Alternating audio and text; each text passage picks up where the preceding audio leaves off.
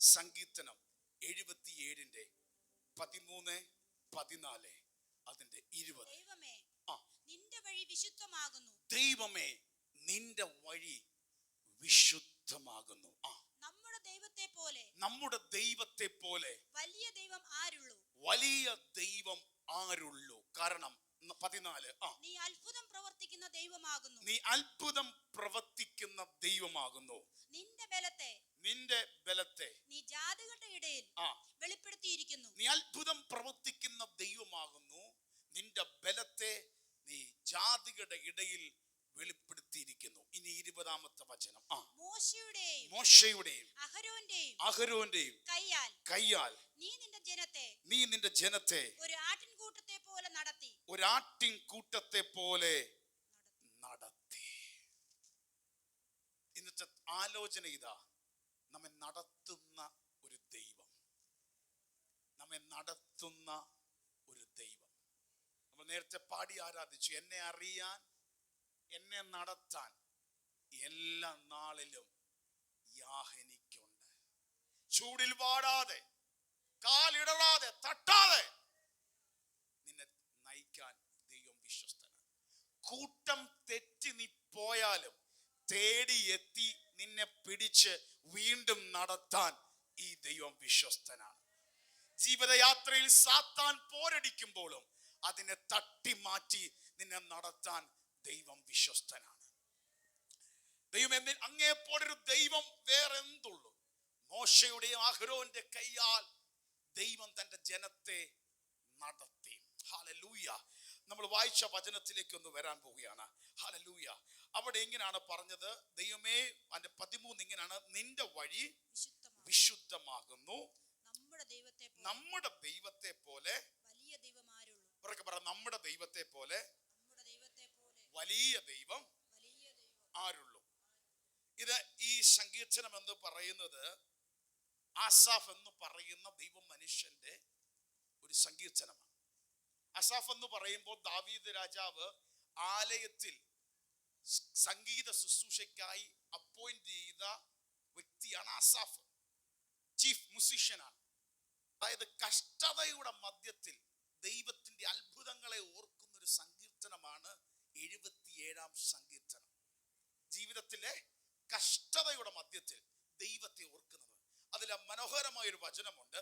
2ാമത്തെ വാക്കെന്ന് വായിച്ച്, 2ാമത്തെ വചനം 77ന്റെ 2. കഷ്ടത്തിൽ ഞാൻ യഹോവയെ അന്വേഷിച്ചു. രാത്രിയിൽ എന്റെ കൈ തളരാതെ മലർത്തിയിരുന്നു. മതി. ഓക്കെ.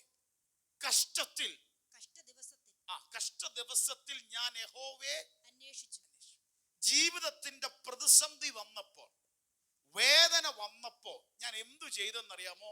ദൈവത്തെ അന്വേഷിച്ചു. അപ്പൊ നമ്മുടെ ജീവിതത്തിൽ കഷ്ടം വരുമ്പോ, ജീവിതത്തിന്റെ പ്രതിസന്ധി വരുമ്പോ ദൈവത്തെ എന്ത് ചെയ്തു? അന്വേഷിച്ചു. രാത്രി എന്റെ കൈ തളരാതെ മലർന്നിരിച്ച ദൈവസന്നിധിയിൽ പ്രാർത്ഥനയോടെ ആയിരുന്നു. അപ്പൊ കഷ്ടത്തിന്റെ അനുഭവം എന്തുമായിക്കോട്ടെ, അസാഫ് നമ്മളോട് പറയുന്നൊരു ദൂതുണ്ട്, ദൈവത്തെ അന്വേഷിക്കുന്നവരായിത്തീരും. പ്രതിസന്ധി വന്നേക്കാം. ദൈവത്തിന്റെ ആലയത്തിലാണ് ശുശ്രൂഷ ചെയ്യുന്നത്. ആത്മീയമായി നോക്കുമ്പോഴും നല്ല അനുഭവത്തിലാണ് നിൽക്കുന്നത്. പക്ഷേ ജീവിതത്തിന്റെ വേദനയിൽ ഒരു കാര്യം പറയുന്നു, ഇനി ദൈവത്തെ അന്വേഷിക്കുക. ഇന്ന് പകൽ ദൈവം നമ്മളോട് പറയുന്നത്, ഏത് കൈപ്പേറിയ, ഏത് വേദന അനുഭവമായിക്കോട്ടെ, ദൈവത്തെ അന്വേഷിക്കുന്നവരായിരിക്കും. നിന്റെ കൈ ദൈവസന്നിധിയിൽ മലർന്നിരിച്ച പ്രാർത്ഥനയോടായിരിക്കട്ടെ. ഈ മലർന്നിരിക്കുക എന്ന് പറയുമ്പോൾ ഒരർത്ഥമുണ്ട്. ഇങ്ങനെ ഇരിക്കുന്ന മേളിൽ നിന്ന് എന്തെങ്കിലും കിട്ടാൻ, പ്രാപിക്കാൻ, റിസീവ് ചെയ്യാൻ, കർത്താവേ അങ്ങ് എനിക്ക് തരണം എന്ന് പറഞ്ഞൊരു വിശ്വാസത്തെ എന്ത് ചെയ്യുന്നുണ്ട്? ഈ പ്രാർത്ഥനയുടെ ഉയർന്ന കരങ്ങൾ കാണിക്കുന്നുണ്ട്. എൻ്റെ കഷ്ടതയിൽ എനിക്കെങ്ങും നോക്കാൻ പറ്റത്തില്ല, കർത്താവേ നിന്റെ മുഖം അന്വേഷിക്കുന്നു. ഇന്ന് പകൽ വിശുദ്ധ ബൈബിൾ ഉടനീളം പരിശോധിക്കുമ്പോൾ ഏതൊക്കെ ഭക്തർ ഹല്ലേലൂയ തന്റെ കഷ്ടതയിൽ ദൈവത്തിന്റെ മുഖം അന്വേഷിച്ചിട്ടുണ്ടോ, അവരൊക്കെ ദൈവപ്രവൃത്തി കണ്ടു എന്ന് മാത്രമല്ല, ആ കഷ്ടതയ്ക്കപ്പുറത്ത് വലിയൊരു അത്ഭുതവും എൻ്റെ ദൈവം കാണിച്ചു കൊടുത്തിട്ടുണ്ട്. കഷ്ടതയിൽ ഒരു വേദന വരുമ്പോൾ നീ ദൈവമുഖം അന്വേഷിക്കും അന്വേഷിക്കുമ്പോൾ സംഭവിക്കുന്നത് കഷ്ടത്തിൽ നിന്ന് വിടുതൽ മാത്രമല്ല, അതിനപ്പുറത്തൊരു അത്ഭുതം ദൈവം വെച്ചിട്ടുണ്ട്. സങ്കീർത്തനക്കാരൻ 46:1 ബൈബിൾ പറയുന്നു, അവൻ കഷ്ടങ്ങളിൽ ഏറ്റവും അടുത്ത തുണയായ ദൈവം. കഷ്ടങ്ങളിൽ ഏറ്റവും അടുത്ത തുണയായ ദൈവം. ഹല്ലേലൂയ. പുറപ്പാട് പുസ്തകം ഒന്നെടുത്ത്, പുറപ്പാട് പുസ്തകം 15-ാം അധ്യായം അതിന്റെ 22 മുതൽ വായിക്കുമ്പോൾ, ദൈവം വിളിച്ച് ഇറങ്ങി തിരിച്ച് ദൈവ അത്ഭുതം കാണിച്ച ഒരു ദൈവജനം, പക്ഷെ ഒരു വലിയ പ്രതിസന്ധിക്കകത്ത്, കയ്പിന്റെ അകത്തായിരിക്കുന്ന അനുഭവമുണ്ട്. പുറപ്പാട് പുസ്തകം 15-ാം അധ്യായം അതിന്റെ 22 മുതലുള്ള വാക്യങ്ങൾ താരോട്ട് വായിക്കുന്നു. എല്ലാ പ്രിയപ്പെട്ടവരും ശ്രദ്ധിക്കുക. അനന്തരം മോശ ഇസ്രായേലിനെ ചെങ്കടലിൽ നിന്നും പ്രയാണം ചെയ്യിച്ചു. അവർ ശൂർ മരുഭൂമിയിൽ ചെന്നു. വലിയ പ്രതിസന്ധിയായിരുന്ന ചെങ്കടൽ കടന്ന് മുന്നോട്ട് യാത്ര തിരിച്ചു. ശൂർ മരുഭൂമിയിൽ എത്തി നിൽക്കുന്ന അനുഭവം. 3 ദിവസം മരുഭൂമിയിൽ വെള്ളം കിട്ടാതെ സഞ്ചരിച്ചു. ദൈവത്തിന്റെ വിളികെട്ട്, ദൈവത്തിന്റെ ആലോചനയാൽ മോശയുടെ നേതൃത്വത്തിൽ ജനലക്ഷങ്ങൾ ഇറങ്ങിത്തിരിച്ചു, മിസ്രൈമിൽ നിന്ന് ഇറങ്ങിത്തിരിച്ചു. ഹല്ലേലൂയ. അവിടെ നിന്നും പ്രതിസന്ധിയായി നീന്ന ചെങ്കടലും കടന്ന് മറുകരയെത്തി. പക്ഷെ അനുഭവിക്കുന്നത് എവിടെ വന്നെന്നറിയാമോ? അത്ഭുതം കണ്ടിട്ടും അടുത്ത വന്ന് നിന്നത് ഒരു മരുഭൂമിയിലാണ്. ചിലപ്പോൾ നമ്മുടെ ജീവിതത്തിൽ സംഭവിക്കാം, ഒരു അത്ഭുതം കണ്ടു കഴിഞ്ഞ് മുന്നോട്ടുള്ള ജീവിതയാത്രയിൽ തൊട്ടടുത്തൊരു മരുഭൂമി കണ്ടെന്നിരിക്കാം. പക്ഷെ ഒരിക്കലും നീ ഭാരപ്പെടരുത്. ഹല്ലേലൂയ.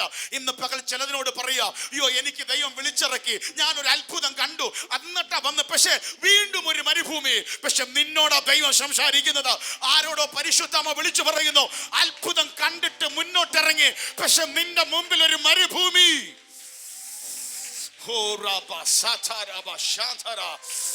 ജീവിതത്തിൽ മരുഭൂമി കണ്ട ചിലരോട് പറയുകയാണ്, എന്നിട്ട് പറയുന്നു, അത് 3 ദിവസം മരുഭൂമിയിൽ വെള്ളം കിട്ടാതെ സഞ്ചരിച്ചു. 3 ദിവസം വെള്ളം കിട്ടാതെ സഞ്ചരിച്ചു.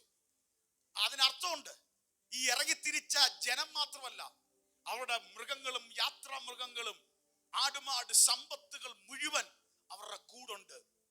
മനുഷ്യന് മാത്രമല്ല, മൃഗസമ്പത്തുണ്ട്. സകലതിനും വെള്ളം കിട്ടാതെ 3 ദിവസം മരുഭൂമിയിൽ വഴഞ്ഞു നിൽക്കുന്ന അനുഭവം. ഇപ്പൊ തന്നെ നമുക്കറിയത്തില്ല, ചൂടാസന് ഈ ഒരു ഉച്ചയ്ക്ക് 1:30-2 മണി കഴിഞ്ഞ് വീട്ടിൽ, നമ്മുടെ ഏത് വീട്ടിലിരുന്നിട്ട് ഒരു 3 മണി 4 മണി എല്ലാവരും പുകയുക. കാരണം എന്താ? ഈ ചൂടിന് പോലും നമുക്ക് സഹിക്കാൻ പറ്റത്തില്ല. അങ്ങനെ ഊഷര മരുഭൂമിയിൽ, ശൂർ മരുഭൂമിയിൽ 3 ദിവസം വെള്ളം പോലും കിട്ടാതെ അലയുന്ന അനുഭവം നീ ആലോചിച്ച് നോക്ക്. ഹല്ലേലൂയ.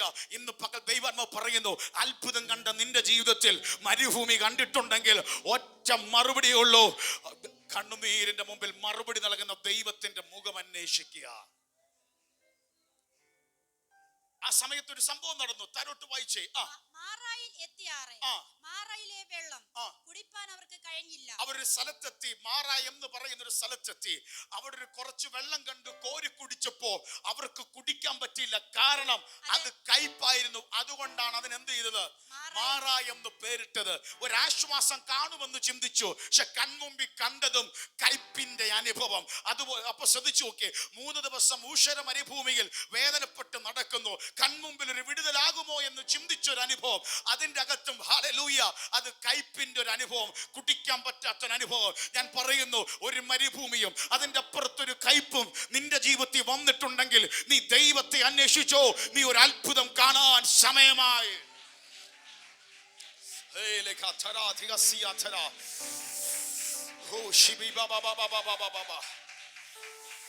ഹല്ലേലൂയ. ഈ പ്രതിസന്ധി വന്നപ്പോ ജനം മൊത്തം അങ്ങ് ഇളകി. ഹല്ലേലൂയ. ജനം എന്തോ പറഞ്ഞ, ഞങ്ങൾ എന്ത് കുടിക്കും? 24 എന്ന് പറഞ്ഞ് മോശയോട് പിറുപിറുത്തു. 25 വായിച്ചാട്ടെ. 25. അവൻ യഹോവയോട് അപേക്ഷിച്ചു, യഹോവ അവനൊരു വൃക്ഷം കാണിച്ചു കൊടുത്തു. ഒരു മിനിറ്റ് നിൽക്കണമേ. ഹല്ലേലൂയ. ഈ പിറുപിറുത്ത് ഉയർന്നപ്പോൾ, ജനം വല്ലാത്ത അവസ്ഥ വന്നപ്പോൾ, മോശ എന്തു ചെയ്തു? അവൻ യഹോവയോട് അപേക്ഷിച്ചു. ജീവിതത്തിന്റെ മരുഭൂമിയിൽ, ജീവിതത്തിന്റെ കുറവിൽ, ജീവിതത്തിന്റെ കയ്പിന്റെ അനുഭവത്തിൽ നീ ദൈവത്തോട് പ്രാർത്ഥിക്കുക. ദൈവത്തോട് പ്രാർത്ഥിക്കുക. കാരണം വഴി ഒരുക്കുന്നവനാണ്, വേ മേക്കറാണ്. ഏത് പ്രതിസന്ധിയിലും നിനക്ക് വഴി ഒരുക്കാൻ അവൻ വിശ്വസ്തനാണ്. അവന്റെ വഴി വിശുദ്ധമാണ്. അവൻ അത്ഭുതങ്ങളുടെ ദൈവമാണ്. അവനെ പോലൊരു ദൈവമില്ല. അവൻ നടത്തുന്ന ദൈവമാണ്. ഹല്ലേലൂയ. അവര് പ്രാർത്ഥിച്ച് ഇന്ന് പകൽ ചിലതിനോട് പറയുന്നു, നീ മരുഭൂമി കാണുന്ന അനുഭവമാണോ? നിന്റെ ജീവിതത്തിന്റെ അകത്ത് ചുറ്റും അനുഭവമാണോ? നിന്റെ ജീവിതത്തിൽ കയ്പിന്റെ ചില അനുഭവങ്ങളാണോ? മാതാവേ, പിതാവേ, കുഞ്ഞ്, യൗവനക്കാരാ, പരിശുദ്ധാത്മാവ് സംസാരിക്കുന്നു. ദൈവത്തോട് പ്രാർത്ഥിച്ചോ.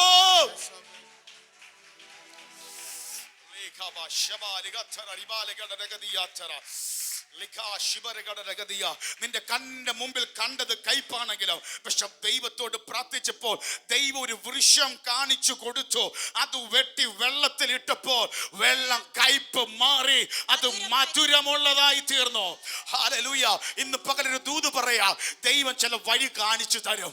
ദൈവം നിനക്ക് ചില വഴി കാണിച്ചു തരും. പ്രാർത്ഥിക്കുന്ന നിനക്ക് നിന്റെ കയ്പ് മാറാ, നിന്റെ മരുഭൂമിയുടെ അനുഭവങ്ങൾ മാറാ, ദൈവം ഒരു വഴി കാണിക്കും. യേശുക്രിസ്തുവിന്റെ നാമത്തിൽ കർത്താവേ, ചിലർക്ക് വേണ്ടി അത് വെളിപ്പെടട്ടെ. ചില കയ്പുകൾ, ചില ജീവിതത്തിന്റെ, ചില കുടുംബത്തിന്റെ, ചില വ്യക്തിപരമായ ജീവിതത്തിന്റെ അനുഭവത്തിൽ അവരനുഭവിച്ച കയ്പുകൾ മധുരമായി മാറുന്ന ഒരു മാസങ്ങളാക്കി വരുന്ന മാസങ്ങളെ ദൈവം മാറ്റണം.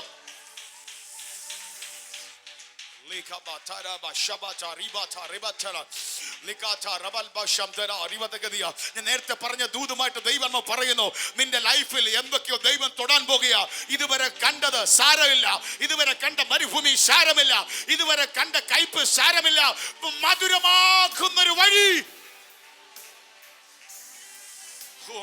കരങ്ങൾ അടിച്ച് നല്ല കർത്താവിന് ഇന്ന് പകലൊന്ന് മഹത്വം കരേറ്റിയേ. യേശുക്രിസ്തുവിന്റെ നാമത്തിൽ, യേശുക്രിസ്തുവിന്റെ നാമത്തിൽ. അതിന്റെ അർത്ഥമുണ്ട്, നീ പ്രാർത്ഥിക്കാൻ തുടങ്ങിയാൽ നീ കണ്ട കയ്പുകളെ ദൈവം മധുരമാക്കി മാറ്റും.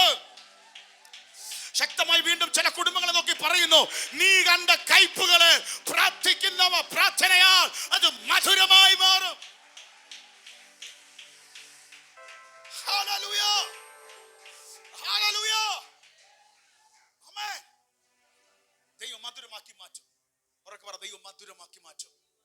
പക്ഷെ ഒറ്റക്കാര്യം, കഷ്ടതയിൽ ദൈവമോ അന്വേഷിക്കണം. ഹല്ലേലൂയ. ദൈവത്തെ അന്വേഷിക്കണം. ഈ മരുഭൂമിയിൽ 3 ദിവസം, എത്ര ദിവസം? 3 ദിവസം. എന്നിട്ട് കണ്ട വെള്ളമോ കയ്പ്. പക്ഷെ ദൈവം പ്രാർത്ഥിച്ചപ്പോൾ എന്ത് ചെയ്തു? വഴി തുറന്നു കൊടുത്തു. പക്ഷെ അടുത്ത് സംഭവിച്ചത്, ഏതെങ്കിലും കണ്ണുനീരും ഏതെങ്കിലും മരുഭൂമിയും ഏതെങ്കിലും കയ്പും ജീവിതത്തിൽ കണ്ടിട്ടുണ്ടെങ്കിൽ ഒരു കാര്യം കാണാൻ പോവാ, നീ പ്രതീക്ഷിക്കാത്ത ദൈവം ചെയ്യാൻ പോവാ. 27ാമത്തെ വാക്യം. പിന്നെ അവൻ എലീമിൽ എത്തി. അവിടെ 12 നീരുറവും 70 ഈന്തപ്പനയും ഉണ്ടായിരുന്നു. പിന്നീട് അവർ എലീമിൽ എത്തി. നെത്തശൂർ മരുഭൂമിയിലായിരുന്നു. പ്രാർത്ഥിച്ചു കഴിഞ്ഞപ്പോ ഇപ്പൊ എവിടെത്തി? എലീമിലെത്തി. എലീമിലെ അനുഭവം എന്തുവാ? 12 2-3 വാക്യങ്ങൾക്ക് മുമ്പ് എന്തിന് കിടന്ന്, 22ാം വാക്യത്തിൽ എന്തിന് കിടന്ന് കുഴഞ്ഞു? ഒരു നീരുറവ, ഒരൽപ്പം ദാഹം മാറ്റാൻ, ആ തൊണ്ട ഒന്നും നനയ്ക്കാൻ ഒരു ഉറവയ്ക്ക് വേണ്ടി ശൂർ മരുഭൂമിയിൽ 3 ദിവസം ചുറ്റി നടന്നു. പക്ഷേ നിന്റെ ജീവിതത്തിൽ ആ ചുറ്റൽ എന്തിനാണെന്നറിയാമോ? 12 നീരുറവയുള്ള ഏലീമിൽ നിന്നെ കൊണ്ടെത്തിക്കാൻ. ചിലരോട് പരിശുദ്ധമോ പറയാണ്, നീ കണ്ട വേദന, നീ കണ്ട രാത്രിയിലെ കയ്പുകൾ, വല്ലാതെ മടുത്ത ചില അനുഭവങ്ങൾ ശക്തമായി ദൈവം പറയുന്നു, ഒരു ദൈവപ്രവൃത്തി വെളിപ്പെടാൻ പോവുക.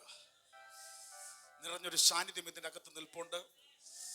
ഓരോ ദൂതിനെ നിങ്ങൾ ഒപ്പിയെടുത്തോ, ലൈഫ് ചേഞ്ച് ആകും, ജീവിതങ്ങൾക്ക് മാറ്റം ഉണ്ടാകും. ഞാൻ പറഞ്ഞല്ലോ, ഇത് ഒത്തിരി ഒന്നും അറിയത്തില്ല, ചിലപ്പോൾ കൈയടിക്കുന്ന ഒന്നും വേണ്ട, ഹല്ലേലൂയ. ഞാൻ പറഞ്ഞില്ലയോ, അങ്ങനെ ഒന്നും അറിയാത്ത അനുഭവമായിരിക്കാം. പക്ഷെ പ്രത്യേക ചില ദിവസങ്ങളിൽ, പ്രത്യേക ചില സമയം നിനക്ക് വെച്ചിട്ടുണ്ട്. നീയും ആ ദൈവകൃപയിലേക്ക് ഓടി കേറാൻ. നീ ഇതുവരെ വന്നതോ തുടങ്ങിയതോ വിഷയമല്ല, പക്ഷെ ആത്മാവിൽ നിന്നെ മുന്നോട്ട് കൊണ്ടുപോകാൻ.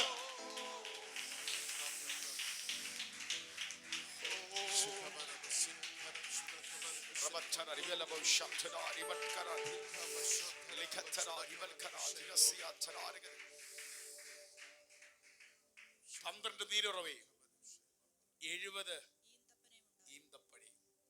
അവർ അവിടെ വെള്ളത്തിനരികെ പിന്നെ കൊണ്ട് എത്തിച്ചത് എവിടാ? വെള്ളത്തിനടുത്ത് തന്നെ, മരുഭൂമി കണ്ടത്, കയ്പിന്റെ വെള്ളം കണ്ടത്, പിന്നെ കൊണ്ടെത്തിച്ചു. ആവോളം ആശ്വാസം പ്രാപിക്കത്തക്കവണ്ണം ദൈവം എത്തിച്ചു. ഹല്ലേലൂയ. ആസാഫിന്റെ കഷ്ടത്തിൽ പറയാണ്, ഞാൻ ദൈവത്തെ അന്വേഷിക്കും. രാത്രി എന്റെ കൈ, ഞാൻ എനിക്ക് തന്നെ സ്വസ്ഥത കൊടുത്തില്ല, ദൈവസന്നിധിയിൽ കാത്തിരുന്നു. എന്നിട്ട് താഴോട്ട് വായിക്കുമ്പോ അതിന്റെ 11ഉം 12ഉം വായിച്ച് അസാഫ് പറഞ്ഞത്, സംഗീതത്തിന് 77ന്റെ 11ഉം 12ഉം, ഞാൻ യഹോവയുടെ പ്രവൃത്തികളെ വർണ്ണിക്കും, നിന്റെ പണ്ടത്തെ അത്ഭുതങ്ങളെ ഞാൻ ഓർക്കും, ഞാൻ നിന്റെ സകല പ്രവൃത്തിയെയും കുറിച്ച് ധ്യാനിക്കും, നിന്റെ ക്രിയയെ കുറിച്ച് ഞാൻ ചിന്തിക്കും. മതി. ജീവിതത്തിൽ അസാഫ് പറയാണ്, കഷ്ടത പ്രതിസന്ധി വന്നപ്പോ യഹോവയുടെ പ്രവൃത്തികളെ ഞാൻ വർണ്ണിക്കും, പണ്ടത്തെ അത്ഭുതങ്ങളെ ഞാൻ ഓർക്കും. ഒരു ടിപ്പ് പറയാം എല്ലാവരും, ഒരു ടിപ്പ്. ജീവിതത്തിൽ പ്രതിസന്ധി വരുമ്പോ പിറുപിറുക്കാതെ ദൈവത്തിന്റെ പണ്ടത്തെ അത്ഭുതങ്ങളെ ഞാൻ ഓർക്കും. രണ്ട് മനോഭാവത്തെ നമുക്ക് എടുക്കാം. പക്ഷെ ഞാൻ പണ്ട് ദൈവം ചെയ്ത അത്ഭുതങ്ങളെ ഞാൻ എന്ത് ചെയ്യും? ഓർക്കും. അതിന്റെ 12ാമത്തെ വചനം കാണിച്ചവനെ, 12:12, ഞാൻ നിന്റെ സകല പ്രവൃത്തിയെ കുറിച്ച് ധ്യാനിക്കും, മെഡിറ്റേറ്റ് ചെയ്യും. നിന്റെ ക്രിയകളെ കുറിച്ച് ഞാൻ ചിന്തിക്കും, ഞാൻ ധ്യാനിക്കും, ഞാൻ ഓർക്കും. വർണ്ണിക്കും, ഓർക്കും, ചിന്തിക്കും, ധ്യാനിക്കും. എപ്പോഴാ? എന്റെ കഷ്ടതയിൽ.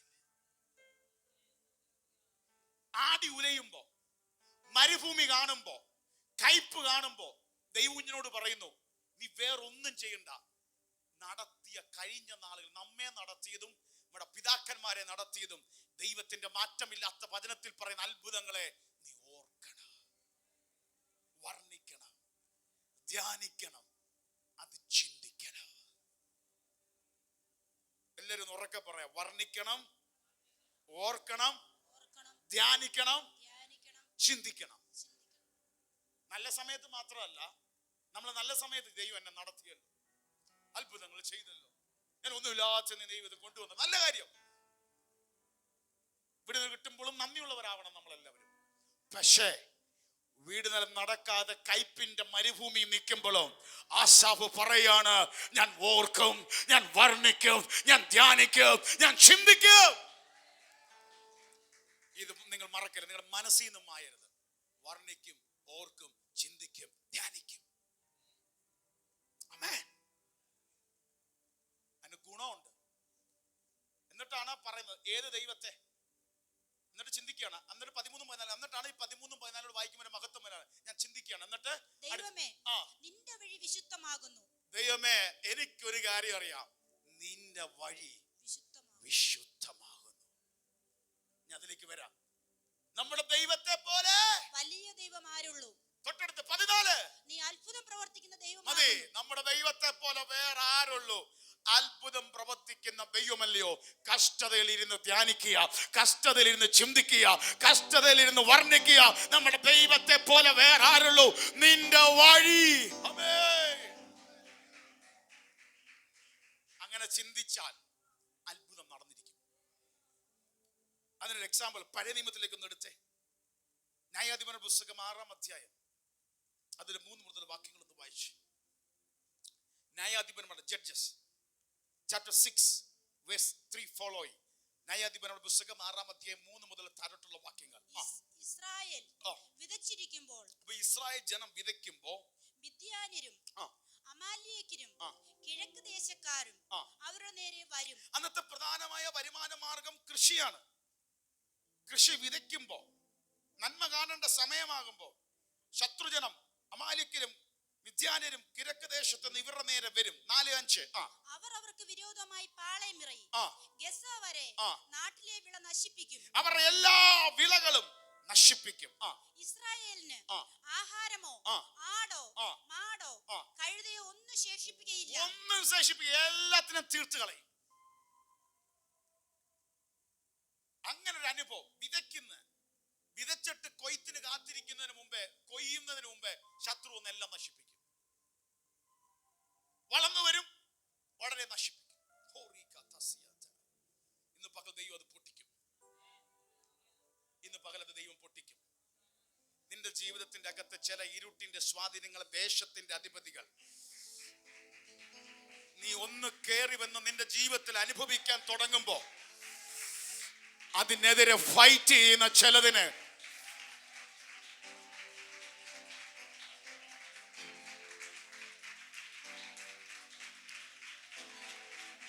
ഇന്നു മുതൽ തുടങ്ങാൻ പോവുക. ഞാൻ വിശ്വസിക്കുന്നു വരുന്ന ബുധനാഴ്ച മീറ്റിങ്ങിന് ദൈവം വീണ്ടും ഒരു അടിസ്ഥാനം ഇടുകയാണ്. വളർന്നു കയറി വരുന്ന ഒരു നന്മ കാണുമെന്ന് തോന്നിക്കുന്ന അതിനെ തച്ചുടച്ചു കളയുന്ന പൈശാചിക വ്യാപാരങ്ങൾ, ദേശാദി ശക്തികൾ നിന്റെ കുടുംബത്തിൽ ഒരു സമാധാനം ഉണ്ടാവുമെന്ന് ചിന്തിക്കും. പക്ഷെ വീണ്ടും അസമാധാനം കൊണ്ടിടുന്ന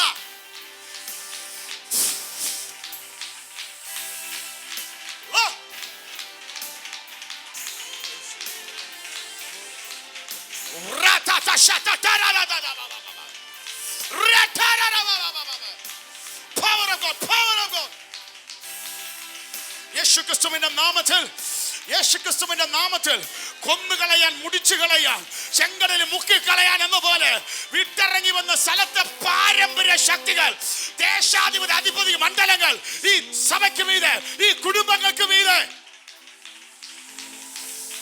വ്യാപരിച്ചു നിൽക്കുന്നത് യേശുക്രിസ്തുവിന്റെ നാമത്തിൽ അഴിഞ്ഞു മാറട്ടെ. ഇത് ചിലരോടാന്ന് മനസ്സിലായാൽ കൈ അടിച്ച് ആരാധിച്ച് ഈ ദൂതനെ ഏറ്റെടുത്ത് ആരാധിച്ചു.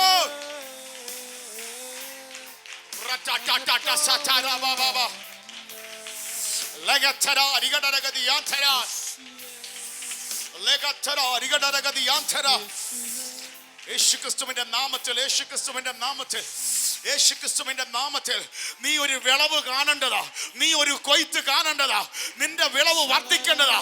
നീ നട്ടതാ, നീ അനുഭവിക്കേണ്ടതാ. പക്ഷെ നീ നട്ടിട്ട് നിന്നെ കൊണ്ട് അനുഭവിക്കാതെ ഇസ്രായേൽ മക്കൾ മിദ്യാനുടെ നിമിത്തം യഹോവയോട് നിലവിളിച്ചപ്പോൾ യഹോവ ഒരു പ്രവാചകനെ ഇസ്രായേൽ മക്കളുടെ അടുക്കൽ അയച്ചു. അവൻ അവരോട് പറഞ്ഞത്, ഇസ്രായേലിന്റെ ദൈവമായ യഹോവ ഇപ്രകാരം അരുളിച്ചെയ്യുന്നു, ഞാൻ നിങ്ങളെ മിസ്രയീമിൽ നിന്ന് പുറപ്പെടുവിച്ചു. ഇവര് കടന്ന് നിലവിളിച്ചപ്പോ ദൈവം വീണ്ടും ഓർപ്പിക്കുക. സത്യം പറഞ്ഞാൽ അവരാ ദൈവത്തെ ഓർത്ത് പറഞ്ഞിരിക്കുന്നത്. ദൈവം ഒരു ആളെ അയച്ചിട്ട് എന്തോ പറഞ്ഞെന്നറിയാമോ? കണ്ടോ, നിന്റെ ദൈവമായ യഹോവ നിങ്ങളെ മിസ്രയീമിൽ നിന്നും പുറപ്പെടുവിച്ചു, അടിമ വീട്ടിൽ നിന്നും നിങ്ങളെ കൊണ്ടുവന്നു, മിസ്രയീമിന്റെ കയ്യിൽ നിന്നും നിങ്ങളെ പീഡിപ്പിച്ച എല്ലാവരുടെയും കയ്യിൽ നിന്നും ഞാൻ നിങ്ങളെ വിടുവിച്ച് അവരെ നിങ്ങളുടെ മുമ്പിൽ നിന്ന് നീക്കിക്കളഞ്ഞു. ഇതുവരെ നിങ്ങളെ പീഡിപ്പിച്ചതിനെ ഞാൻ നീക്കിക്കളഞ്ഞില്ലേ? വിടത്തിലെന്ന് പറഞ്ഞവനെ നിന്ന് ഞാൻ പൊട്ടിച്ച് പുറത്തു കൊണ്ടുവന്നില്ലേ? വിടുവിച്ചും നിങ്ങളുടെ മുമ്പിൽ നീക്കിക്കളഞ്ഞ അവരുടെ ദേശം നിങ്ങൾക്ക് തന്നു. ഹല്ലേലൂയ. അപ്പൊ ദൈവം ഒരാളെ വിട്ട് ഓർപ്പിപ്പിക്കുക. ഇതൊന്ന് ധ്യാനിക്കേ. ഇപ്പം നിലവിളിക്കുന്നുണ്ട്, പക്ഷെ ഞാൻ നിങ്ങളെ ഇതുപോലെ അനുഭവിച്ച ശത്രുവിനെ നീക്കിക്കളഞ്ഞില്ലേ? വിടുവിച്ച് പുറത്തു കൊണ്ടുവന്നില്ലേ? ഏതവനാണോ ആധിപത്യം പറഞ്ഞ ആ ദേശം നിങ്ങൾക്ക് തന്നില്ലേ? ഇതാ വേദനയിൽ, കയ്പിൽ, കഷ്ടതയിൽ ദൈവത്തെ വർണ്ണിക്കണം. ദൈവത്തിന്റെ പ്രവൃത്തികളെ ഓർക്കുന്നവരായിരിക്കണം. ഞാനൊരു വിടുതൽ പറയാം. ഈ പ്രശ്നം വരുമ്പോ നിന്റെ ദൈവത്തെ ഒന്ന് ഓർക്കണം. പഴയ നിയമകാലത്ത് ഈ പുറപ്പാടിന് ശേഷം ഈ ഇസ്രായേൽ മക്കൾക്ക് ഒരു ഗുണമുണ്ട്. അവർ ഇരിക്കുമ്പോ പ്രശ്നം വരുമ്പോൾ ഓർക്കുന്ന ഒരു കാര്യം ഇതാ: അവരെ അടിമത്തത്തിൽ നിന്ന് വിടിവിച്ചു കൊണ്ടുവന്ന ദൈവത്തിന്റെ കൃപയ്ക്കായി സ്തോത്രം. കാരണം പണ്ടങ്ങനെ അങ്ങ് അവിടെ ആയിരുന്നു. ദൈവം എന്ത് ചെയ്തു? പുറത്തു കൊണ്ടുവന്നു. നമ്മുടെ ജീവിതത്തിൽ പ്രതിസന്ധി വരുമ്പോ ദൈവത്തെ ഓർക്കുന്നവരായിരിക്കും. അങ്ങനെ പറഞ്ഞു നിന്നപ്പോ ഇനി 11 തൊട്ടൊന്ന് വായിച്ചേ. 11 തൊട്ട് വായിച്ചേ.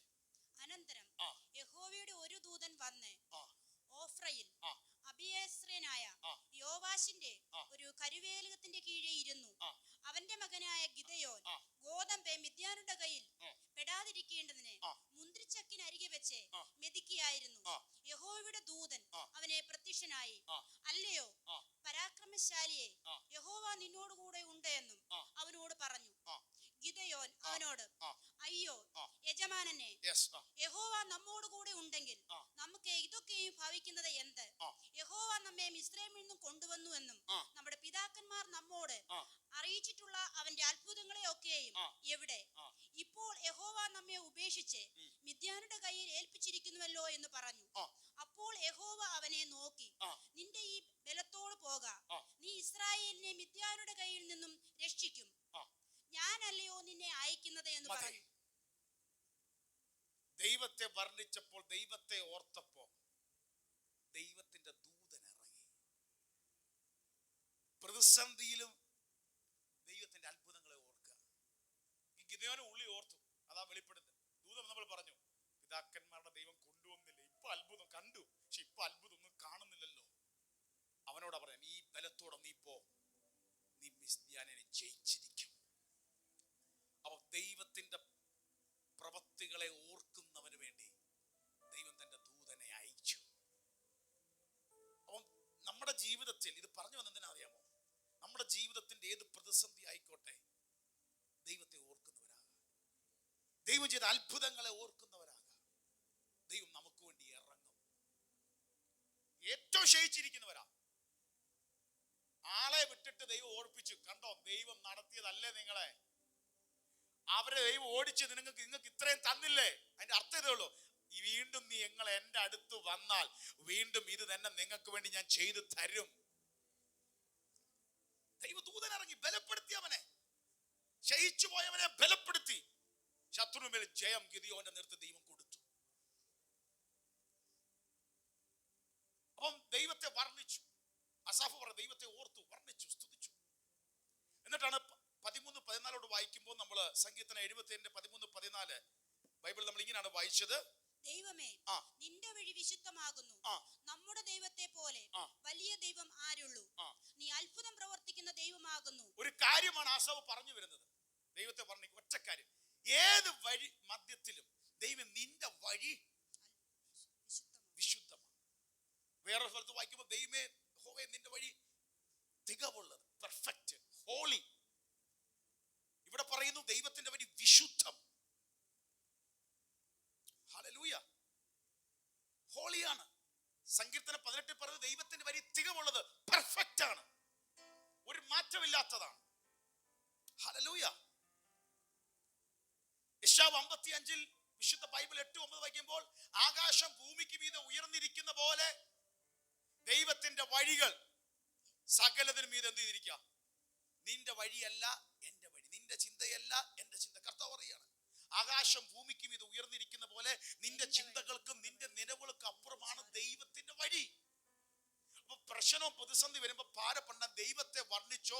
നമ്മുടെ ദൈവത്തെ പോലെ വേറൊരു ദൈവം ഇല്ല. അവൻ അത്ഭുതങ്ങളുടെ ദൈവമാണ്. നീ ചിന്തിച്ചതിലും അപ്പുറത്താണ് ദൈവത്തിന്റെ വഴി. ദൈവത്തിന്റെ വഴി വിശുദ്ധമാണ്. ദൈവത്തിന്റെ വഴി തികവുള്ളതാണ്. ദൈവത്തിന്റെ വഴി സകലത്തിന്റെ മീതെയുള്ള വഴിയാണ്. എന്താണ് ആകാശം ഭൂമിക്ക് മീതെ ഉയർന്നിരിക്കുന്ന പറഞ്ഞാൽ? ഈ ഭൂമി എവിടെ? നമ്മൾ ആകാശം നമ്മൾ കാണുമ്പോൾ എന്തുവാ? മേളിൽ ഇതേപോലെ അന്തരം പോലെ നിന്റെ ചിന്തകൾക്കും നിന്റെ നിലവുകൾക്കും അപ്പുറമാണ് ദൈവത്തിന്റെ വഴി. ഉറക്കെ പറ, ദൈവത്തിന്റെ വഴി. കാരണം ആ വഴി പ്രതീക്ഷിച്ചാൽ ദൈവം അത്ഭുതം ചെയ്യും. ആസാഫ് പറഞ്ഞു വരുന്നത് ഇത്രേ ഉള്ളൂ.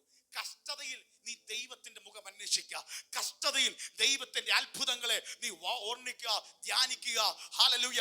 അത് ചിന്തിച്ചു കൊണ്ടിരിക്കുക. നീ കഷ്ടതയിൽ ഒരു കാര്യം മനസ്സിലാക്കണം, അത്ഭുതങ്ങളുടെ ദൈവത്തിന് അത്ഭുത വഴിയുണ്ട്. അത്ഭുത ദൈവത്തിന് അത്ഭുതങ്ങളുടെ വഴി നിനക്ക് വേണ്ടി കരുതാം. നീ ചിന്തിക്കുന്നു നമ്മുടെ ദൈവത്തെ പോലെ വേറെ ആരുമില്ല, അവൻ ശക്തിയോടെ വെളിപ്പെടുന്ന ദൈവം. നിന്റെ ചിന്തകൾക്കും നിന്റെ നിലകൾക്കും അപ്പുറമായി പെർഫെക്റ്റ് വഴി നിനക്ക് വേണ്ടി ദൈവം ഒരുക്കും. Hallelujah, hallelujah. നമ്മുടെ ചിന്ത അതല്ല, അതിനപ്പുറത്ത് വഴി ഒരുക്കുക. ഒരു കാര്യം ശ്രദ്ധിച്ച്, ഇതേപോലെ മരുഭൂമിയിൽ ഉഴഞ്ഞു നടന്ന ഒരു അനുഭവം ഉണ്ട്. ഹാഗാർ എന്ന് പറയുന്ന ഒരു സഹോദരിക്ക് തന്റെ യജമാനത്തിയുടെ വീട്ടിൽ നിന്ന് ഒരു ദിവസം ഇറങ്ങിത്തിരിക്കേണ്ടി വന്നു. കിട്ടിയത് അല്പം അപ്പവും തുരുത്തിയിൽ വെള്ളവും. നമ്മുടെ ഭാഷ പറഞ്ഞ ഒരു ബോട്ടിൽ വെള്ളം. തുരുത്തി എന്ന് പറഞ്ഞാൽ അന്നത്തെ കാലത്ത് ഈ മൃഗത്തിന്റെ തോല് വെച്ച് തുരുത്തി ഉണ്ടാക്കുന്നത്. തുരുത്തി എങ്ങനെ ഇരിക്കുമെന്ന് ചോദിച്ചു കഴിഞ്ഞാൽ നമുക്കിപ്പോ മനസ്സിലാകുന്ന നമ്മുടെ ഈ റബ്ബർ പാലിനൊക്കെ എടുക്കുന്ന റബ്ബറിന്റെ കൂട ഉണ്ട്, ഒട്ടുപാലൊക്കെ എടുക്കുന്ന കൂട, ഒരു ഉരുണ്ടിരിക്കുന്ന നമ്മുടെ അല്ലെങ്കിൽ കുച്ച് കലം, മൺകലത്തിന്റെ ചെറിയൊരു സൈസ്, അതേ രൂപത്തില് ഏകദേശമാണ് ഏകദേശം അതുപോലൊക്കെ ഇരിക്കുന്ന ഒരു അനുഭവം. അതിന്റെ ഇച്ചിരി ഒതുങ്ങിയ ഒരു അനുഭവം. തുരുത്തി മൃഗത്തിന്റെ തോല് വെച്ചുണ്ടാക്കിയ ആ ഒരു തുരുത്തി വെള്ളവും വെച്ചുകൊണ്ടാണ് രാവിലെ ഇറങ്ങി തിരിച്ചത്. മരുഭൂമിയിൽ ഉഴഞ്ഞു നടന്നു, വെള്ളം തീർന്നു, കിട്ടിയ അപ്പം തീർന്നു, കൈ കൊച്ചുണ്ട്. ആഹാരം ചിന്തിച്ചു, എന്റെ കൊച്ചും അധികം താമസിക്കാതെ ഞാനും ഈ മരുഭൂമി തീരും. കൊച്ചിനെ മാറ്റി ഒരു സ്ഥലത്തൊട്ട് വെച്ചിട്ട് അമ്മ മാറി നിന്നു. അമ്മയ്ക്കറിയാം ഇനി ഒരു വഴിയില്ല. അമ്മ ചിന്തിച്ചത് ഒരു വഴിയില്ല, എന്റെ കൊച്ചു മരിക്കും, എനിക്ക് ലൈവായിട്ട് കാണണ്ട, ഞാൻ മാറിയിരിക്കുന്നു, കൊച്ചു മരിക്കട്ടെ, കുറച്ച് കഴിഞ്ഞ് 1-2 ദിവസം ചിലപ്പോൾ ഞാനും മരിക്കും. ഈ അനുഭവത്തിൽ നിൽക്കുക. ഹാഗർ ചിന്തിച്ചു, ഈ മരുഭൂമിയിൽ ഇനി ഒരു വഴിയില്ല. ഉള്ള വഴി അബ്രഹാമിന്റെ വീട്ടിൽ നിന്നായിരുന്നു, അത് അടഞ്ഞു തീർന്നു. ഈ മരുഭൂമി ഞാനും എന്റെ കൊച്ചും തീരും. പക്ഷേ പ്രാർത്ഥിക്കുന്നതിനോട് പറയുന്നു, നീ പ്രതീക്ഷിക്കാത്ത വഴി ദൈവം തുറക്കും. നിന്റെ വഴിയല്ല ദൈവത്തിന്റെ വഴി, നിന്റെ ചിന്തയല്ല ദൈവത്തിന്റെ ചിന്ത. അവൻ അത്ഭുതങ്ങളുടെ ദൈവമാണ്. നീ തീർന്നു എന്ന് പറയുന്നിടത്തും നടക്കത്തില്ലെന്ന് പറയുന്നിടത്തും അത്ഭുതങ്ങളെ ചെയ്യുന്ന ദൈവം. ഇത് നമ്മുടെ ജീവിതത്തിൽ പറയാം. അബ്രാമിന്റെ വാക്ക് കേട്ട ദൈവത്തിന്റെ ആലോചന കൂടെ കേട്ടാണ് അബ്രാം അത് കേട്ടിട്ട് ഇറക്കി വിടുന്നത്.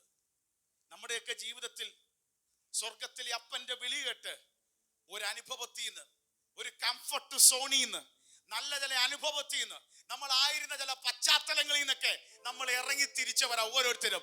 ജീവിതത്തിന്റെ യാത്രയിൽ നമ്മൾക്കുള്ള അല്പം ഉണ്ടായിരുന്നോ, അതും കൂടെ തീർന്നിട്ടായിരിക്കാം ഈ ദിവസങ്ങളിൽ നീ മരുഭൂമിയിൽ നിൽക്കുന്നത്. പക്ഷെ ഒരു കാര്യം പറയുന്നു, നിന്നെ വിളിച്ചിറക്കിയ ദൈവം വിശ്വസ്തനായ ദൈവം.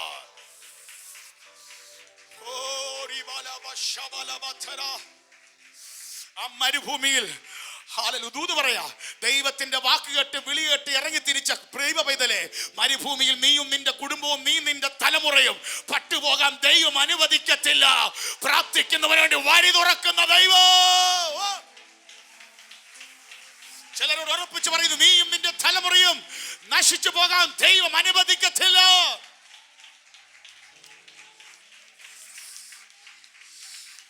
ആത്മീയ പശ്ചാത്തലം നോക്കുമ്പോൾ, അന്നത്തെ സമൂഹം നോക്കുമ്പോൾ, അന്നത്തെ ഏറ്റവും വലിയ സെറ്റപ്പിൽ ദാസന്മാരുമായി വമ്പൻ മൃഗസമ്പത്തുമായി വില്ലാളി, നമ്മുടെ ഭാഗത്തെ പറഞ്ഞ എസ്കോട്ടും പൈലറ്റും ഹല്ലേലൂയ ബ്ലാക്ക് കാറ്റ്സും ഒക്കെ ആയിട്ട് നിൽക്കുന്ന പോലെ അന്നത്തെ ജീവിച്ച അബ്രഹാം ആ കൂടാരത്തിൽ നിന്നാണ് ഇറങ്ങി തിരിച്ചത്. ഹല്ലേലൂയ.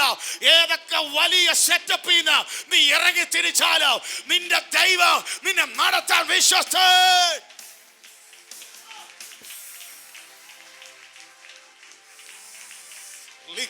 ചിലരോട് ദൈവം പറയുന്നത്, നീ ഭാരപ്പെടരുത്. നിന്റെ ജീവിതയാത്രയിൽ നിന്റെ തുരുത്തി തീർന്നെന്ന് പറഞ്ഞ് ഭാരപ്പെടരുത്. നിന്റെ അപ്പം തീർന്നു വന്ന് ഭാരപ്പെടരുത്. വാതിലും വഴികളും തുറക്കുന്നു ഒരു ദൈവമുണ്ട്.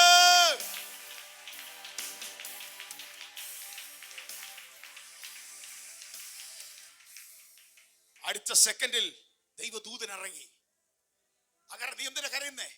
പൈതന്റെ നിലവിളി ഞാൻ കേട്ടു. നിലവിളി കേൾക്കുന്ന ദൈവം, ഏത് മരുഭൂമിയിലും നിലവിളി കേൾക്കുന്ന ദൈവം.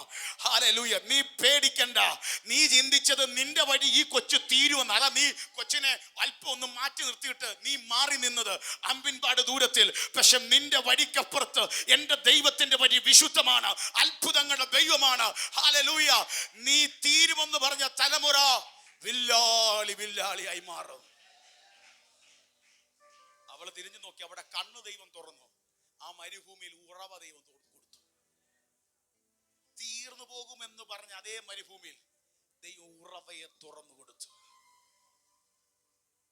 തീരുമെന്ന് അവളുടെ പ്ലാൻ, പക്ഷെ എഴുന്നേറ്റ് വില്ലാളിയാക്കിയതാ ദൈവത്തിന്റെ പ്ലാൻ. മനസ്സ് ക്ഷീണിക്കുന്ന ആരെങ്കിലും ഉണ്ടോ? വല്ലാതെ അങ്ങ് വിട്ടുകളയാന്ന് തോന്നിയ ആരെങ്കിലും ഉണ്ടോ? നീ വില്ലാളിയാവാൻ സമയമായി.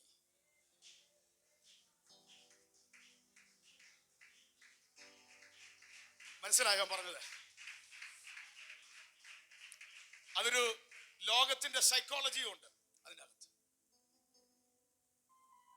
മടുത്തും അല്ലാത്ത മടുപ്പും എല്ലാം ഉപേക്ഷിക്കാം എന്ന് തോന്നുന്ന അനുഭവം നിനക്ക് വന്നിട്ടുണ്ടെങ്കിൽ മനസ്സിലാക്കണം, നീ ചാമ്പ്യൻ ആവാൻ പോവാ. അതൊരു സൈക്കോളജി. ലോകത്തിലെ ഏത് ഉന്നതനും ഏത് ചാമ്പ്യനും ഒരിക്കലെങ്കിലും മനസ്സിൽ കയറിക്കൊണ്ടു പോയതാണ്, മതി, എല്ലാം നിർത്താമെന്ന്. പക്ഷെ അത് വരുമ്പോഴേ നീ മനസ്സിലാക്കിക്കോണം, നിനക്കൊരു ചാമ്പ്യൻ ആവാൻ പോവാ, നീ ജയിക്കാൻ പോവാ. ഹാഗാറേ, നിന്റെ തലമുറ ദേശത്ത് വില്ലാളിയായി മാറാൻ പോയാ.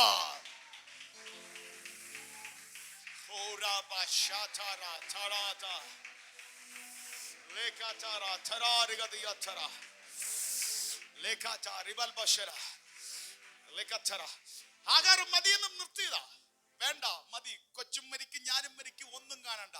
പക്ഷെ ദൈവം ആരംഭങ്ങളുടെ ദൈവമാണ്. ഏലിയ പ്രവാചകനും നല്ല ദൈവത്തിന് വേണ്ടി നിന്നവനാ. ഒരു സമയത്ത് മടുത്ത്, മതി കർത്താവേ, മതി, മടുപ്പ് കയറി. ഹല്ലേലൂയ. പക്ഷെ അപ്പനും ദൈവദൂതൻ തട്ടി, നീ ചാമ്പ്യൻ ആവാനുള്ളതാ. നിനക്ക് പകരം ഏലിശായെ അഭിഷേകം ചെയ്യാനുണ്ട്, ചിലതിനെ അഭിഷേകം ചെയ്യാനുണ്ട്. വലിയ പദ്ധതി നിന്നെ കുറിച്ച് എനിക്കുണ്ട്. Hallelujah, hallelujah.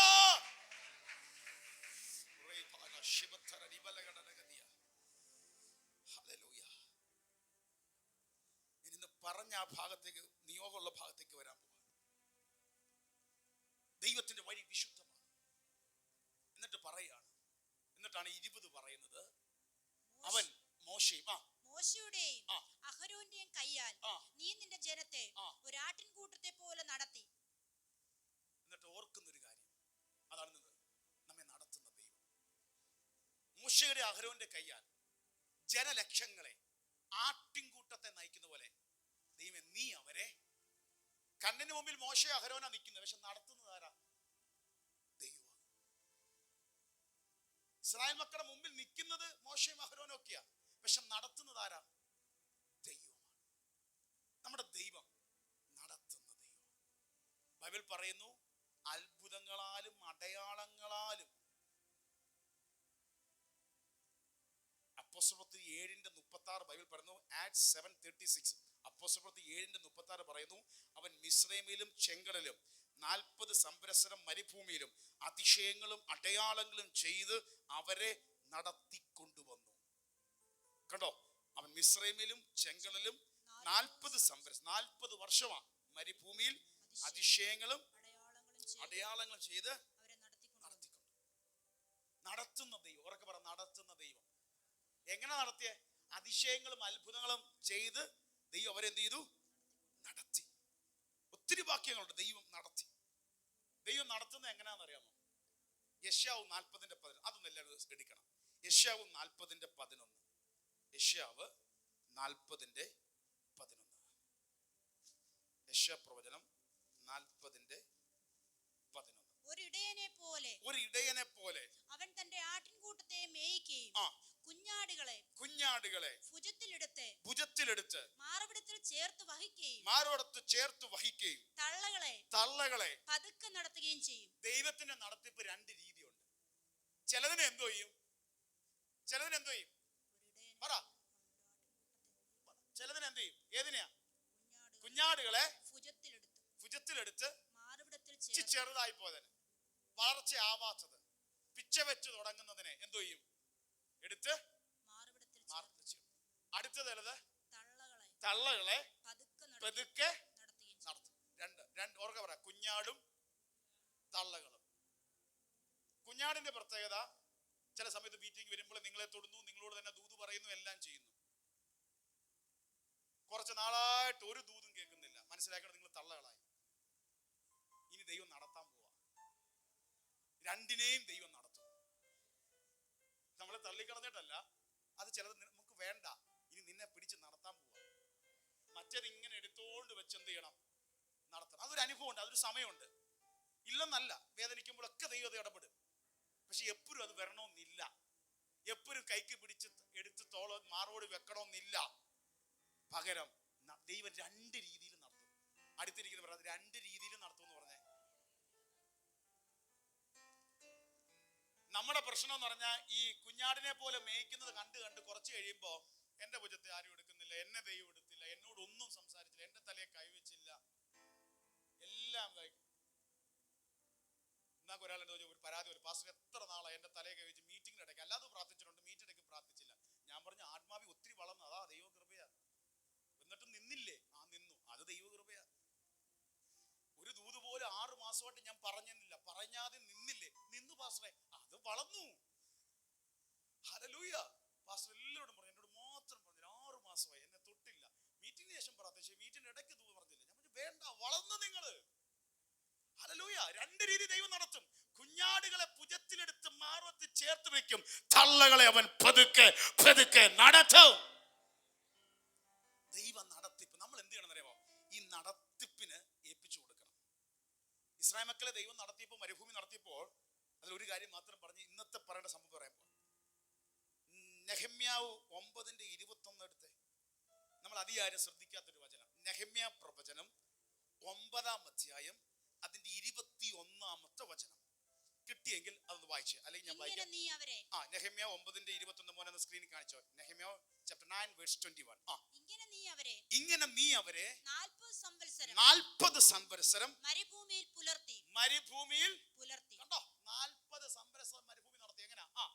അവർക്ക് ഒന്നും കുറവുണ്ടായില്ല, അവരുടെ വസ്ത്രം പഴകിയില്ല, അവരുടെ കാൽ വീങ്ങിയതുമില്ല. കണ്ടോ, വസ്ത്രം പരങ്ങാതെ, കാല് വീങ്ങാതെ 40 വർഷം നടത്തിയ ദൈവം അവർക്ക് വേണ്ടതെല്ലാം അത്ഭുതങ്ങളും അടയാളങ്ങളും ചെയ്തു.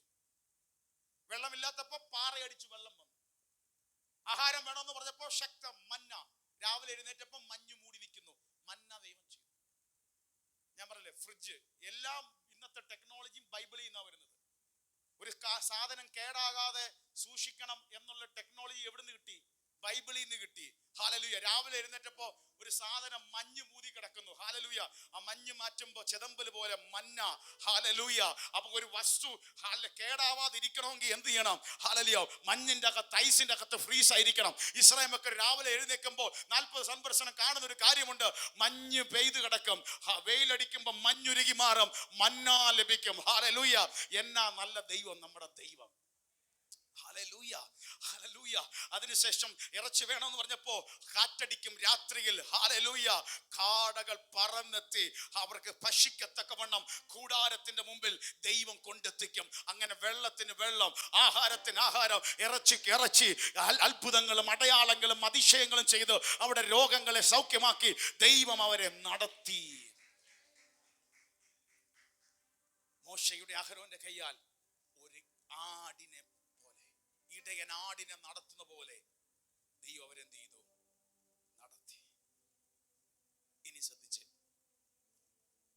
ഈ നടത്തിപ്പ് നമുക്ക് അനുഭവിക്കണം. നമ്മളെ ദൈവം നടത്താൻ തയ്യാറാണ്. നമ്മൾ എന്തോ ചെയ്യണം? ഇനി ശ്രദ്ധിക്കാം. ഇനിയുള്ള കാര്യം, എങ്ങനെ നമുക്ക് ദൈവിക നടത്തിപ്പ് അനുഭവിക്കാൻ പറ്റും? 2-3 കാര്യം. ഒന്നാമത്തെ ഒന്നെടുത്തേ, യോഹന്നാൻ 10:3-4 വാക്യങ്ങൾ എടുത്തേ. യോഹന്നാന്റെ സുവിശേഷം 10-ാം അധ്യായം അതിന്റെ 3-4 വാക്യം. യോഹന്നാന്റെ സുവിശേഷം 10-ാം അധ്യായം 3-4 വാക്യം. അവന് ആ. വാതിൽ കാവൽക്കാരൻ ആ. തുറന്നു കൊടുക്കുന്നു. ആ. ആടുകൾ അവന്റെ ശബ്ദം കേൾക്കുന്നു. തന്റെ ആടുകളെ ആ. അവൻ പേർ ചൊല്ലി വിളിച്ച് ആ. പുറത്തു കൊണ്ടുപോകുന്നു. ആ. തനിക്കുള്ളവയൊക്കെയും ആ. പുറത്തു കൊണ്ടുവന്ന ശേഷം ആ. അവൻ അവയ്ക്ക് മുമ്പായി നടന്നു. ആ. ആടുകൾ ആ. അവന്റെ ശബ്ദം അറിഞ്ഞ് ആ. അവനെ അനുഗമിക്കുന്നു. ഒന്ന് ദൈവം നടത്തുന്നത് അവന്റെ ശബ്ദം തന്നെ. ആടുകളെ കൂട്ടിൽ നിന്നും വിളിച്ചു പുറത്തിറക്കി. ഇടയൻ എവിടെ നടക്കും? മുമ്പേ നടക്കും. ആടുകൾ അവന്റെ ശബ്ദം കേട്ട് പിന്നാലെ നടക്കും. ഇപ്പൊ ദൈവ നടത്തിപ്പ് എങ്ങനെ അനുഭവിക്കാം? ദൈവ ശബ്ദം കേട്ട് നമുക്ക് നടക്കാം. അത് എന്തോ ചെയ്യണമെന്ന് അറിയാമോ? നമ്മുടെ മനസ്സ് ഒരുക്കമുള്ളതായിരിക്കണം. അതവിടെ നിൽക്കുമ്പോ തന്നെ നമ്മൾ വായിച്ച 78 സംഗീതം എടുത്തേ. 78 സംഗീതത്തിന് 7, 8 വാക്യം ഒന്ന് വായിച്ചു. എല്ലാവരും എടുത്തോ. 78 സംഗീതത്തിന് 7, 8. അവർ തങ്ങളുടെ ആശ്രയം ദൈവത്തിൽ വെക്കുകയും ദൈവത്തിന്റെ പ്രവൃത്തികളെ മറന്നു കളയാതെ അവന്റെ കൽപ്പനകളെ പ്രമാണിച്ചു നടക്കുകയും തങ്ങളുടെ പിതാക്കന്മാരെ പോലെ ശാഠ്യവും മത്സരവുമുള്ള തലമുറയായി ഹൃദയത്തെ ശാഠ്യവും മത്സരം ഉള്ളതാവാതെ ഹൃദയത്തെ എന്ത് ചെയ്യണം? സ്ഥിരമാക്കാതെ നടന്നു അനുഭവം. ഹൃദയത്തിനൊരു സ്ഥിരതയില്ല. അത് തന്നെ 37 ഒന്ന് വായിച്ച. 47, 78ന്റെ 47. അവരുടെ ഹൃദയം അവങ്കൽ സ്ഥിരമായിരുന്നില്ല. അവന്റെ നിയമത്തോടെ അവർ വിശ്വസ്തത കാണിച്ചതുമില്ല. അവിടെ ഹൃദയം ദൈവത്തിന്റെ സ്ഥിരമായിരിക്കണം. എങ്കിലേ ദൈവം പറയുന്ന വാക്ക് നമുക്ക് എന്ത് ചെയ്യാൻ പറ്റത്തുള്ളൂ? കേൾക്കാൻ പറ്റും. ദൈവ ശബ്ദം കേട്ട് ദൈവത്തെ നമ്മൾ എന്ത് ചെയ്യണം? അനുഗമിക്കുന്നവരാണ്. പുതിയ നിയമത്തിൽ ദൈവം നമ്മെ നടത്തുന്ന അവന്റെ ശബ്ദം. ചിലത് കേൾക്കുമ്പോ നമുക്കത് മനസ്സിലാക്കണം. ദൈവം നമ്മുടെ ഹൃദയം ഒരുക്കമുള്ളതായിരിക്കണം. തെറ്റിപ്പോന്നതാകരുത്, ആടി ഉലയുന്നതാകരുത്, തെന്നി മാറുന്നതാകരുത്, ഹൃദയം ചഞ്ചലപ്പെടുന്നതാകരുത്. അപ്പം യോഹന്നാൻ 10:3-4 പറയുന്നു, പേര് ചൊല്ലി വിളിക്കുന്നു, തനിക്കുള്ളവയെ പുറത്തു കൊണ്ടുവരുന്നു, അവൻ മുമ്പേ നല്ലൊരു മേച്ചിൽപ്പുറത്തേക്ക് നയിക്കുന്നു, ആടുകൾ അവന്റെ ശബ്ദം കേട്ട് അവനെ അനുഗമിക്കും. ഒരു ഇടയന് സാധാരണ എന്താ ചെയ്യുന്നേ? എല്ലാവരും ഒന്ന് ശ്രദ്ധിച്ചു. ഒരു നോർമൽ ഇടയൻ എന്താ സാധാരണ? നമുക്ക് അറിയാവുന്ന എന്താ? കൂടിന്ന് എന്ത് ചെയ്യും? പുറത്തു കൊണ്ടുവരും. പുറത്തു കൊണ്ടുപോയി വൈകിട്ട് എന്തോ ചെയ്യും? തിരിച്ച് വീണ്ടും കൂട്ടിലേക്ക് എത്തിക്കും. ഇതിനിടയ്ക്ക് എന്ത് സംഭവിക്കും? കൂട്ടിൽ നിന്ന് വിളിച്ചിറക്കുന്നു, ഇനി തിരിച്ച് വീട്ടിലേക്ക് എത്തിക്കും. തിരിച്ച് ഇതിനിടയ്ക്ക് എന്തോ സംഭവിക്കുന്നത്? അതിനെ എങ്ങോട്ട് കൊണ്ടുപോകും? ആദ്യം പച്ചയായ പുൽപ്പറ, അടിച്ച് 2 അതിന് വെന്തോ വേണം, ദാഹിക്കുമ്പോ വെള്ളം, 3 മിനിമം 3 ശത്രുക്കളോ ചെന്നായ്ക്കളോ വരുമ്പോൾ അതിനെന്ത് ചെയ്യണം? ഓടിച്ചു കളയണം. അപ്പൊ ഒരു പ്രൊട്ടക്ഷനും കൊടുക്കണം, ആവശ്യമേറെ നന്മ കൊടുക്കണം, തിരിച്ച് അതുപോലെ നയിച്ച് തിരിച്ച് എവിടെ കൊണ്ട് കയറ്റണം? കുട്ടി. ഇത് തന്നെയാണ് സ്വർഗത്തിലെ നല്ല ഇടയൻ. നമ്മളൊക്കെ കിടന്ന ശാപത്തിന്റെയും രോഗത്തിന്റെയും വല്ലാത്ത പല തൊഴുത്തി കിടന്ന നമ്മെ അവിടുന്ന് ശബ്ദം കേൾപ്പിച്ച് വിളിച്ച് പുറത്തു കൊണ്ടുവന്നേക്കുക. ഇനി ദൈവം നമ്മെ നടത്തും. എവിടെ? തിരിച്ച വീട്ടിൽ, നിത്യ നാട്ടിൽ, നിത്യതയോളം എത്തിക്കണമെന്നാം എൻ്റെ ദൈവം നടത്തും. ഈ നടത്തിപ്പാണ് നമ്മുടെ ജീവിതത്തിൽ. ഒന്ന്, അവന്റെ ശബ്ദം കേട്ട് നമ്മൾ എന്ത് ചെയ്യണം? നടത്തും. രണ്ടാമത് നമ്മുടെ നടത്തിപ്പ്, ഹല്ലേലൂയ, റോമർ 8:14 എന്ന് വായിച്ച്. റോമർ 8:14. റോമർ 8:14 വായിക്കണം. യോഹന്നാൻ 16:13 വായിക്കണം. ദൈവാത്മാവ് നടത്തുന്നവരേവരും ദൈവത്തിന്റെ മക്കളാകുന്നു. ആര് നടത്തണം നമ്മെ? ദൈവാത്മാവ്. ഒന്ന് ദൈവശബ്ദം കേട്ട് അതിന് പിന്നാലെ നമ്മൾ അനുഗമിക്കും. ഇവിടെ പറയുന്നു ദൈവത്തിന്റെ ആത്മാവ് നടത്തുന്ന ഏവരും ദൈവമക്കളാകുന്നു. ഇനി യോഹന്നാൻ 16:13 എന്ന് വായിച്ചു. യോഹന്നാൻ 16:13. യോഹന്നാൻ 16:13.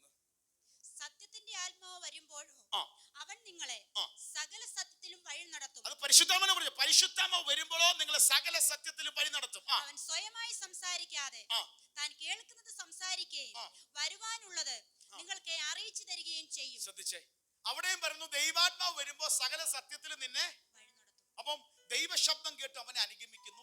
അടുത്തത് ദൈവം നമ്മുടെ നടത്തി